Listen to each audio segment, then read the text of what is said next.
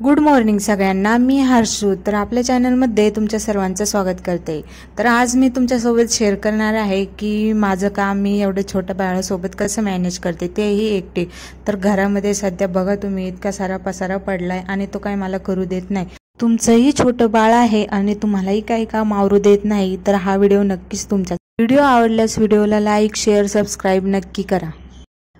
आपण म्हणतो की लहान मुलं काही करू देत नाही, काहीच करू देत नाही, पण ते तर खरं आहे, खरंच करू देत नाही. पण मग करायचंच नाही का? मग सगळ्यात आधी ना मी त्याला चटेवर बसून त्याच्याकडे बघत बघत मी सगळी कामे आवरते. अगोदरच सगळा जो वरचा पसारा आहे ना तो मी आवरून घेतला आणि बेडशीट वगैरे जे काय होतं ते झटकवून वगैरे व्यवस्थित लावलं. रोजचे छोट्या बाळाचे आणि आमचे एवढे कपडे निघतात की रोजच्या रोज घड्या घालायला मला काही जमत नाही.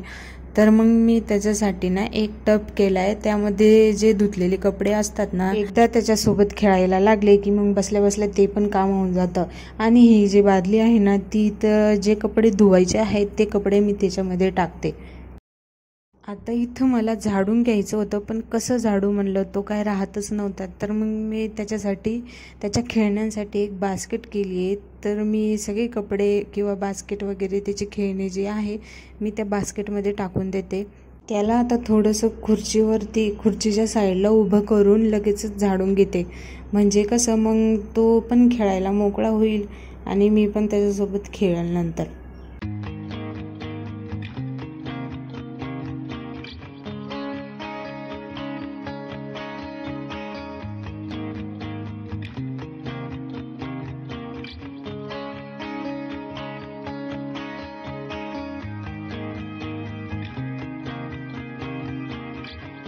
पण आता इथं तो अजिबातच खाली राहत नव्हता. मला जवळच घे म्हणायचा किंवा मी जरी जवळ बसले तरी पण तो खाली बसत नव्हता.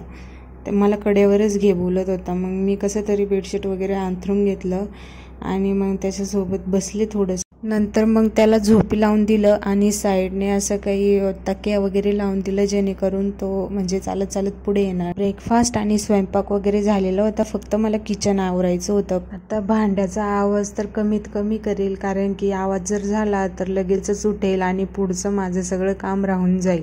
म्हणूनच थोडं हळूहळूच भांडे वगैरे घासून घेते. इकडं किचनमध्ये तो थोड्या वेळ जरी आला ना, पण खूप जास्त पसारा घालून देतो. कांदे बटाटे सगळं काही खाली घेतो आणि तोंडात घालतो. म्हणूनच मी त्याला जास्त किचनमध्ये आणतच नाही आणि येऊ पण नाही देत.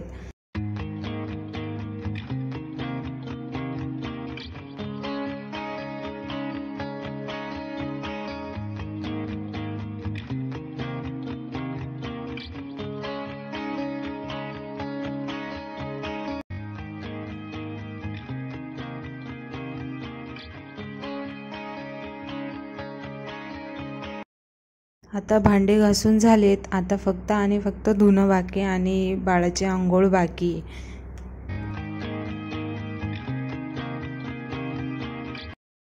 कपडे पण शक्यतो मी तो झोपलेला असतानाच धुते, कारण की मग मी धुवत असले का तो लगेच बाथरूममध्ये येतो, सगळा ओला होऊन जातो.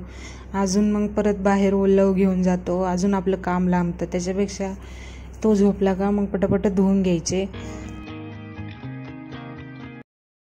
इथं कपडे धुवून घेतले लगेचच आणि वाळतच घालत होते. तेवढ्यात लगेच मला मधून आवाज आला रडायचा आणि साहेब उठलेलेच होते. आवाज जरी आला ना थोडं, तरी लगेचच पटकन जावं लागतं, नाहीतर लगेचच तो रांगत रांगत पुढे येतो. पडायची भीती वाटते. त्यापेक्षा हातातलं काम सोडून घ्यायला गेलेलं बरं. त्याला मी सध्या एक ॲपल किसून आणि खाऊ घालते ब्रेकफास्टसाठी. दुपारी जेवणामध्ये वेगळं खाऊ घालते. काही शक्यतो ब्रेकफास्टमध्ये मी फ्रूटच देत असते जास्तीत जास्त. त्याने 2-3 घास खाल्ले आणि लगेचच झोपी गेला. बहुतेक त्याची झोप झालेली नसावी. तो झोपलेला होता. तोपर्यंत मी ब्रेकफास्टसाठी पोहे बनवलेले होते. पोहे आणि एक आंबा खाऊन घेतला पटपट. लगेच तो उठला थोड्या वेळाने आणि त्याला लाडीगोडी लावत लावत खाऊ घातलं कसं तरी. त्याच्यानंतर त्याची मालिश केली, त्याच्या डोक्याला तेल लावलं, आंघोळ घातली. एवढं काय माझं शूट करणं झालेलं नाही आहे.